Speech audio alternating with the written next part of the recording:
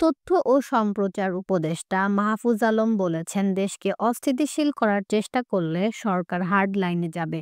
দেশের নৈরাজ্য সৃষ্টি করার জন্য কাউকে সুযোগ দেওয়া হবে না। নিউ ইয়র্ক টাইমসের প্রতিবেদনে বলা হয়েছে, বাংলাদেশে চরমপন্থার সুযোগ তৈরি হয়েছে। এই সুযোগ কাউকে নিতে দেওয়া হবে না। আমরা চেষ্টা করব বাংলাদেশের কোনো রাজনৈতিক ও ধর্মীয় উগ্রপন্থা যেন মাথাচাড়া দিতে না পারে। নির্বাচনের মাধ্যমে যেন গণতান্ত্রিক রূপান্তরের ভূমিকা রাখতে পারি। যদি আলোচনা এবং সতর্কতায় কাজ না হয়, তাহলে কঠোর হস্তে দমন করা হবে। কোনোভাবেই চরমপন্থাকে দেশে সুযোগ দেওয়া হবে না।